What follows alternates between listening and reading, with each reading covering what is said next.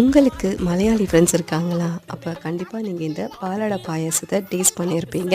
நம்ம வீட்டிலேயே செய்யலாம். இது 2 வகையாக செய்யலாம். ஒன்று வந்து என்னென்னா, ட்ரெடிஷ்னலாக அவங்க வந்து தேங்காய் பால் வச்சு செய்வாங்க. அதில் நிறைய லேயர் மாதிரி எடுத்து செய்வாங்க. இன்னொன்று வந்து நம்ம நார்மலாக மில்க்லேயே செய்யலாம். இன்றைக்கி நான் நார்மலாக மில்கில் தான் செய்திருக்கேன்.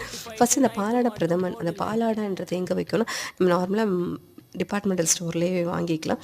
அதை நான் வந்து 1 கப்பை எடுத்து நல்லா வேக வச்சு பாலை காய்ச்சி ஒரு 1 லிட்டர் ஆஃப் மில்க்கு, அதில் வந்து 1½ கப் வெல்லம் போட்டு அதை நல்லா காய்ச்சி இந்த பாலாடையை வேக வச்ச பாலாடையை சேர்த்து நல்லா மிக்ஸ் பண்ணிவிட்டு, இந்த பாலாடை பால் எல்லாம் ஒன்றா சேரும் போது கொஞ்சம் திக்னஸ் இருக்கும்.